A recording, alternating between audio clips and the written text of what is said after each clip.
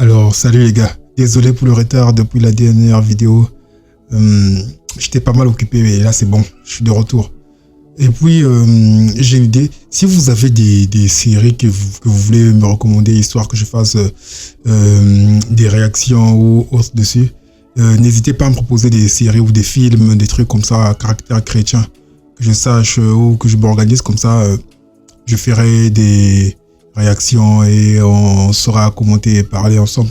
En tout cas, n'hésitez pas à me proposer des films. Ça m'arrange en fait. Parce que j'ai pas tellement trop suivi les films chrétiens. C'est maintenant que je m'y mets à suivre un peu l'actualité chrétienne. Et ça me ferait du bien aussi parfois de découvrir des trucs. Si vous avez des trucs intéressants, essayez de me proposer, histoire que je voie un peu. La vidéo d'aujourd'hui, c'est une vidéo réaction sur le premier épisode que j'ai suivi de la série House of David. Comme son nom l'indique, la maison de David. Et David, personnage public, élu de Dieu. La série a l'air bien déjà. Elle commence très bien, l'intro. L'intro est très bien faite en tout cas. J'ai aimé. C'est une série qui est sortie en fin février, le 28 ou le 27 je pense. Et c'est une très belle série que j'ai aimée. Au début je me disais peut-être que ça devait ressembler au classique des séries. Mais cette série là où j'ai bien accroché. Et dès le début à l'intro, on voit déjà à quoi va ressembler l'univers. C'est pas comme le genre de série où tout va pas à pas. Oui, certes, ça part pas à pas, mais dans l'idéal, déjà, dès les premières minutes, on comprend à quoi ressembleront nos scènes d'action et voilà quoi, nos effets spéciaux, voilà, dès les premières minutes. Donc, du coup, tu es déjà submergé dans ce que tu t'attends à voir, quoi. Et ça, c'est quelque chose que j'ai bien aimé. Et puis, en passant, un clin d'œil, ça me fait penser à la réalisation, genre les cuts ralentis. Ça me fait penser à Zack Snyder, le réalisateur, celui qui a fait le dernier Justice League. Là. Ouais, les cuts ralentis, tout ça, j'ai bien apprécié. Et donc, on est sur l'histoire de David, House of David. Je sais pas comment ça va évoluer. Je sais pas si ça ira jusqu'à ce qu'il puisse prendre le trône. Mais sinon, pour l'instant, on est dans les débuts de David qui est encore berger, est encore chez son papa, Saül est roi. Et voilà quoi. En fait, l'univers commence au moment où Saül désobéit à Dieu. Quand Dieu lui dit de tout faire passer par l'épée et que Saül, en désobéissant, ramène tout ce qu'il aura eu à obtenir de ses batailles. Et suite à cela, Samuel, grand prophète à ce moment-là, viendra annoncer la nouvelle à Saül que voilà, quand tu as désobéi, un nouveau roi sera mis sur le trône par Dieu. Donc c'est un peu là, c'est un peu à ce moment-là, ça commence au moment où Saül vient de gagner une bataille, là, la fameuse bataille, et il savoure sa bataille. Et au même moment, de l'autre côté, on montre la petite fille de David, quoi. David, encore le petit David, on va dire. On va utiliser le terme petit David, voilà, avec ses brebis et tout. D'ailleurs, même il y a une scène qui m'a fait penser au passage biblique qui dit parmi vous, s'il y a un qui a des brebis, un fermier qui a des brebis et qu'il en perd une, ne laisse-t-il pas les autres brebis pour aller chercher la seule qu'il a perdue? Et ça m'a fait penser un peu à ce passage-là, parce qu'il y a une partie, il y a un moment où David il perd une brebis qui s'égare et finit par se blesser. Suite à cela, il lève sa tête, il voit un lion. Et donc, du coup, alors qu'il y a un danger, il laisse les autres brebis pour aller sauver celle qui est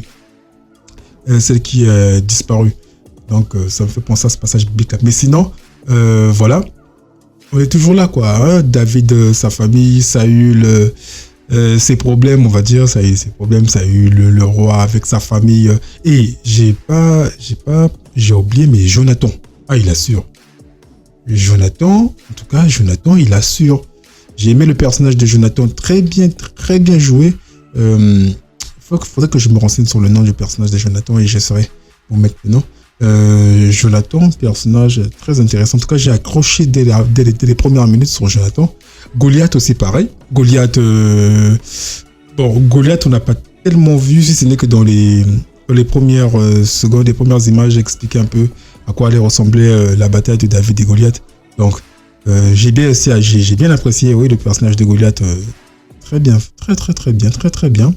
Les effets spéciaux, bon, on comprend déjà que l'image est un peu fade, histoire de cacher un peu certaines failles des effets spéciaux, mais sinon on pardonne, c'est bon. Et Samuel le prophète, charismatique, hein. Charismatique, ce prophète.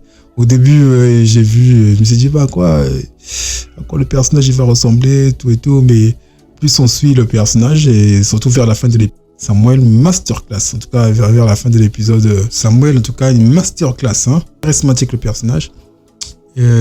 Pareil pour Jonathan aussi, que j'ai bel et bien aimé, j'attends de voir la suite, Jonathan. Bon, David aussi, il en a à revendre, hein. Je pense, moi, que le personnage, en fait, est fait exprès pour qu'il puisse évoluer au fur et à mesure des épisodes, il puisse évoluer. Parce que là, on a en face un David un peu chétif, tout et tout, mais courageux déjà. En tout cas, très courageux. Et je pense qu'avec le temps, on saura lui donner cette statut de roi. Hein? En tout cas, pour ceux qui ne comprennent pas pourquoi ce que je dis, Samuel vers la fin fait une masterclass, regardez l'épisode premier et puis vous saurez comprendre en fait. Je ne pensais pas faire une vidéo réaction de cet épisode-là, mais moi je vous dis, j'ai accroché. Je pense que je vais suivre le reste des épisodes et je ferai des vidéos réactions un peu par-ci par-là. Celle est un peu partie dans tous les sens, comme de façon habituelle, celle est pas un peu dans tous les sens, mais je saurai m'organiser pour les prochaines vidéos, histoire que vous ayez un peu plus de contenu et un peu plus de compréhension sur cet univers-là. Parce que c'est quelque chose, même moi, je ne m'attendais pas en fait. Les programmes chrétiens sont assez spontanés, quoi, à la différence de ceux du monde. Donc, des fois, on est surpris, des trucs qui sortent juste comme ça, dinguerie. Des choses comme ça, dinguerie. Et puis, les productions cinématographiques, il n'y en a pas tellement beaucoup. Et donc, voilà quoi. Donc, sur ce, moi, je vais vous laisser. Et je vous conseillerais de suivre House David. Parce que moi, je vous dis, j'ai aimé le premier épisode. J'espère que le deuxième épisode aussi sera assez marquant. Mais en tout cas, ça finit très bien. Attention, je vais spoil. La fin du premier épisode, il y a Samuel qui part chercher David. Voilà. Qu'on peut faire comprendre que ça va quand même assez vite.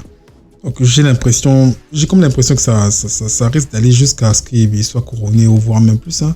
Parce que Maison de David, moi je prends s'il faut dire Maison de David, je pense qu'il y aura aussi ça. Il y aura aussi Salomon, non? Salomon c'est un descendant de David, donc ça c'est la Maison de David. Donc je sais pas comment ils ont prévu faire ça, mais là ça c'est juste mes idées, ma pensée, mais ça veut pas dire que c'est ce qu'ils vont faire. Mais je pense vraiment.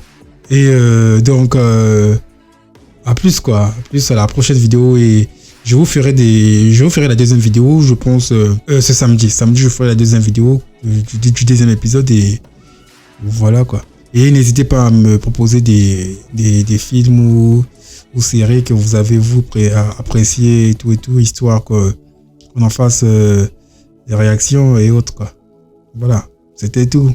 Bye bye et que Dieu veille sur vous.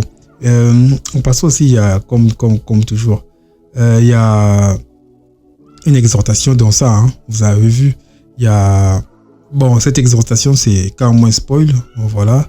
Vous allez me pardonner, mais j'allais arrêter là à l'heure actuelle, mais l'esprit me dit de continuer. Donc cette réaction c'est sur un spoil ou encore cette exhortation, comme quoi personne n'est indispensable. Dans la Bible, il y a un passage où Jésus rentre à Bethléem ou Jérusalem, je sais plus, Bethléem, oui, où tout le monde, la foule se met à clamer. Et on demande à Christ de dire à ces gens d'acclamer. Et Christ répond, s'ils arrêtent d'acclamer, ce sont les pires qui acclameront à leur place. Donc, c'est pour faire comprendre que personne n'est indispensable. Hein, aux yeux de Dieu, personne n'est indispensable. Il n'y a personne qui peut être remplacé. Tout le monde est remplaçable. Donc, quand Dieu demande de faire quelque chose, nous lui devons obéissance. Personne n'est indispensable à ses yeux. Et c'est la même chose qui est arrivée à Saül, roi. roi des Hébreux, roi d'Israël, qui par désobéissance a eu à perdre l'estime qu'il avait envers. À cela, moi, je vous conseillerais de rester toujours fidèle dans l'obéissance à la parole de Dieu. Et bye bye, à plus à la prochaine vidéo.